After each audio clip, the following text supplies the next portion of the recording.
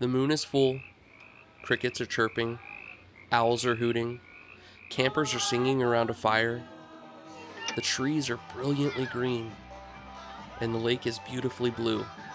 Not many films feel as much like summer as Friday the 13th. This is a movie that's praised often, and for good reason. It took what previous films like Halloween, Black Christmas, and the Texas Chainsaw Massacre did, and ramped them up to ferocious proportions.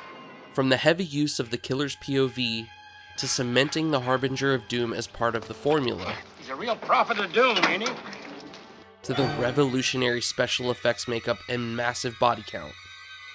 Friday the 13th dialed everything up to 11, and cemented what the slasher film would become, officially ushering in the slasher craze of the 1980s.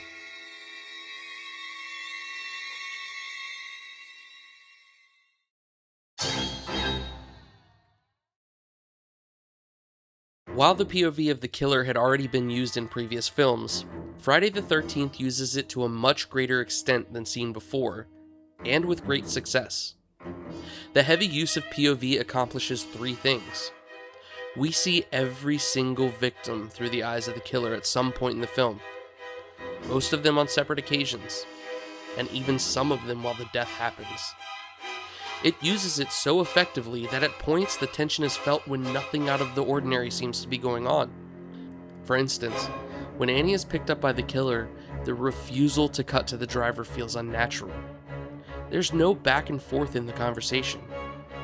It's just a silent driver staring at the person in the passenger seat as they rev the engine of their Jeep to soar past Camp Crystal Lake. Aside from the unease this unseen character creates, it also makes us as the audience feel vulnerable because we're an accomplice to what's going on. We see the discomfort and fear on the faces of the victims while being powerless to stop it. The constant use of this technique builds discomfort in us by making us the voyeur. The third thing this use of POV does is hide the identity of the killer. What's that? In the case of Friday the 13th, this clues us in on something. Oh, hi. What are you doing out in this mess?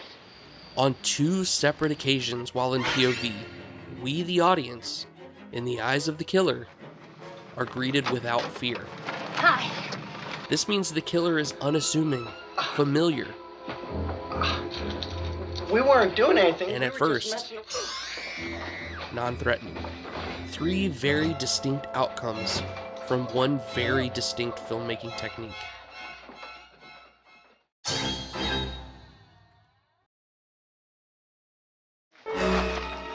You're going to Camp Blood, ain't you? Friday the 13th was not the first film to use the Harbinger of Doom as a story device. Never come back again. In fact, the idea of warnings of danger dates as far back as stories found in the Bible. However, as with everything else this movie does, it takes something already established and makes it memorable, cementing it as part of the formula. Crazy Ralph became the icon of the Harbinger for decades to come, due in part to a memorable performance. Messenger of God, you're doomed if you stay here.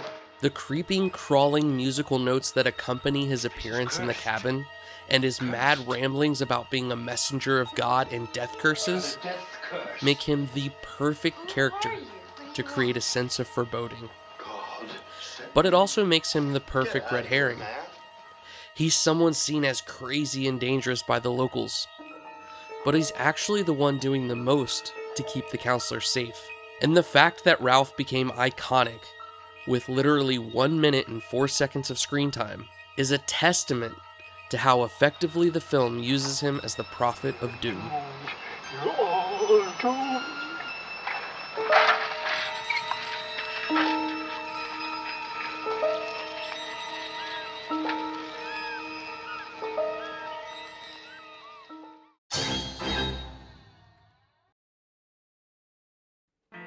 It would be impossible to talk about Friday the 13th without mentioning the special effects makeup. It's probably the most revolutionary thing about the movie, and certainly what people remember most. It brought a level of realism to screen that hadn't yet been seen by audiences in 1980. Not only did it make the deaths a focal point of the film, but for better or worse, essentially made them the entire purpose of the film. Not only was the audience subjected to the heightened brutality of each kill, but also to more of them. Friday the 13th ramped up the kill count to a staggering number. Again, we would see this become a trend in movies that followed. The slasher film became more and more about memorable deaths and high body counts after the success of Friday the 13th.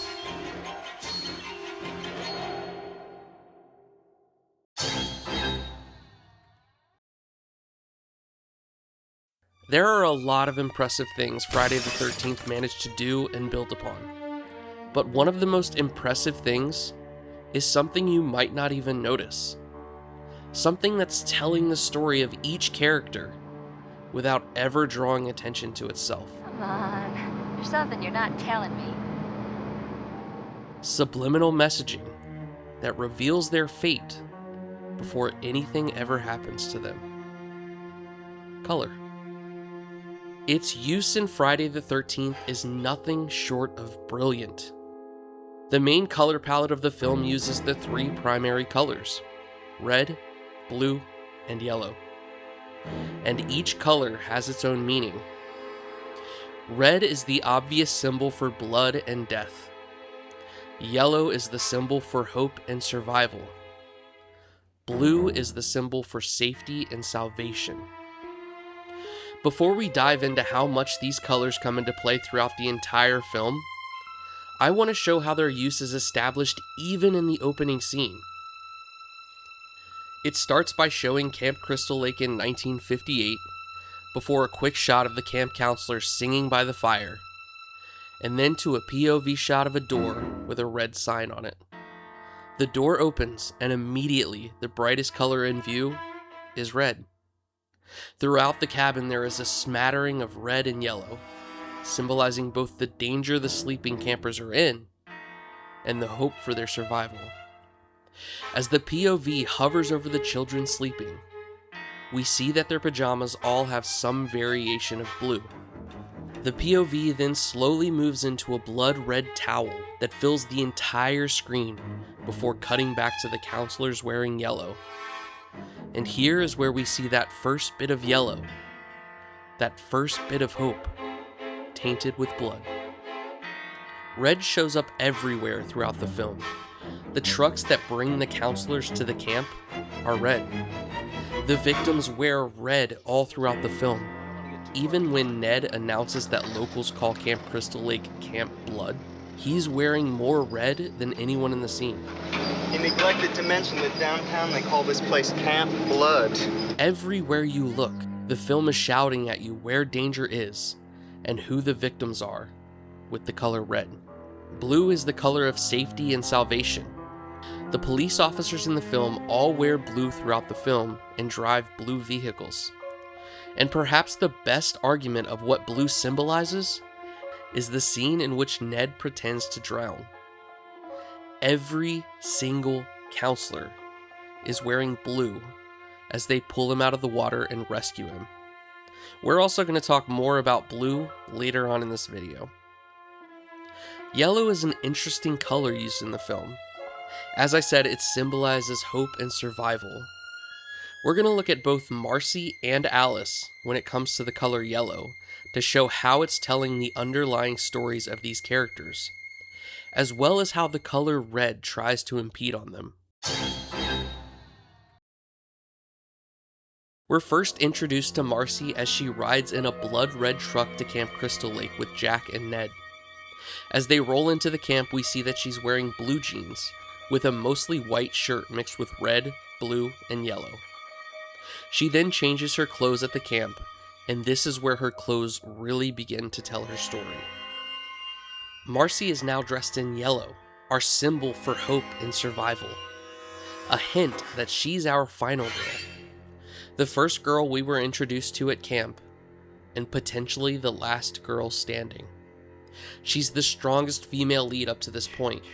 She's confident and open. She stands out from everyone else in her burning yellow shirt. However, as the film moves on and Alice becomes a more prominent female role, Marcie's clothes change. She's later shown in a pale red shirt and muted red pants. This is the turning point in which we know that Marcie isn't our final girl. She isn't going to survive because she's now wearing red. It's also here that we learn about her recurring dreams about blood raining from the sky, turning into red rivers. Rain turns to blood. And blood washes away in little rivers. Although Marcie has now been marked by the color of blood, there's one more glimmer of hope for her after she and Jack sneak away. As she leaves to go to the bathroom, she dons a yellow poncho. Both a symbol of hope for her, because she's leaving the room where the killer is, and a symbol of doom for Jack, because his hope for survival just left with Marcie, and he's now alone in the room with the killer. Marcie then runs into the bathroom, shielding herself from the rain with her yellow poncho, a not-so-subtle nod to her dreams. As she walks through the red-lined doorway, she sheds her last bit of hope. Her poncho comes off and is laid to the side. While in the bathroom, the camera pans under the stalls. Empty. Empty. And then finally Marcie, with her red painted toes and red flashlight. The red is no longer muted, but bright and loud. Her time has come.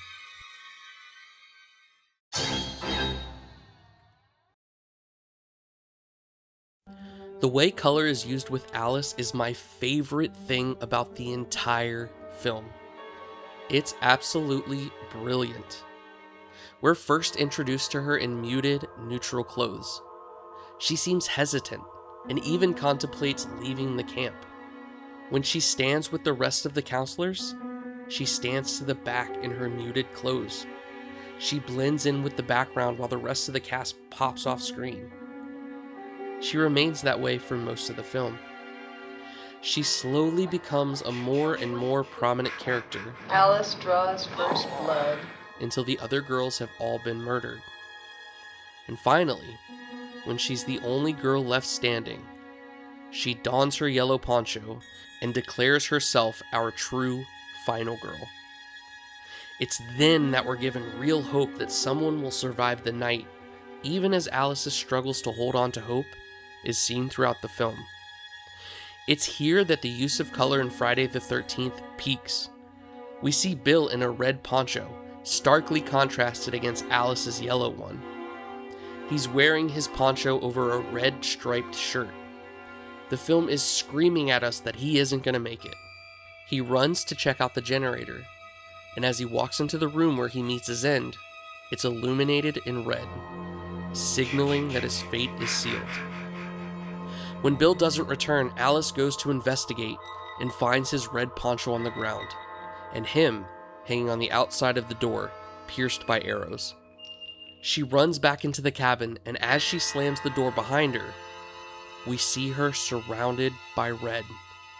The door, the curtains, the fire extinguisher, the power box, the exit sign, all symbols of the blood and death all around her, threatening to overwhelm her. She barricades the door and moves into the kitchen with its yellow curtains. She begins to calm down. She takes deep breaths. She tries to think clearly.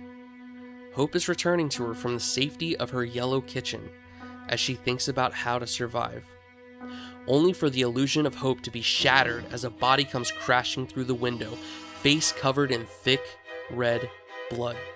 As Alice panics and runs from the kitchen, her yellow poncho gets caught, and she loses her last bit of hope for survival. She runs out of the cabin and straight into her salvation, wearing a blue sweater and driving a blue Jeep.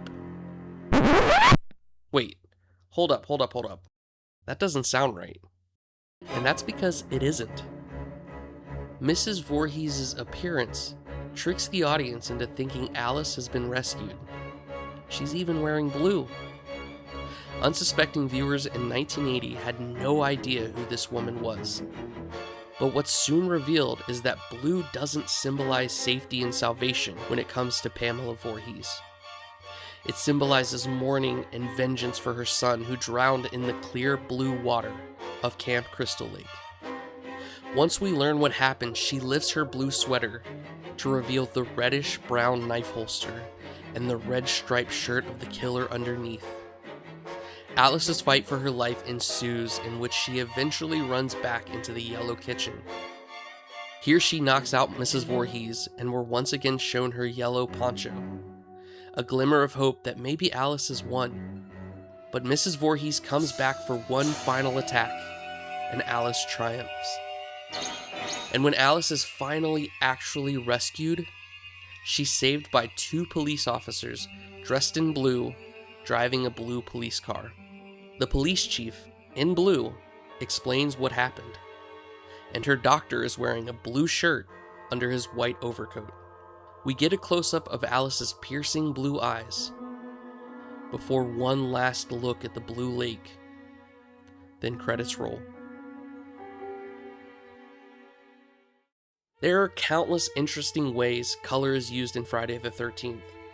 From the way the blue is used to describe Jack's character, to the use of yellow for Steve, to how Brenda flaunts every color, almost endless discussion can be had. If you want to hear more about the color used for each character, or if you have your own theories, leave a comment below. Friday the 13th is often talked about for what it copied and cemented in the slasher genre. In some instances, it's even seen as a ripoff of what came before it. But outside of the special effects makeup, it's rarely ever talked about for the work of art it actually is. I mean this with all sincerity when I say it uses the medium of film the way a painter would use a canvas. It carefully crafts the visuals we see to impact us in ways in which we aren't even aware. There's a reason it's talked about half a century later, and it isn't just because of the kills. Thank you for watching, and if you like this video, please consider liking and subscribing for more.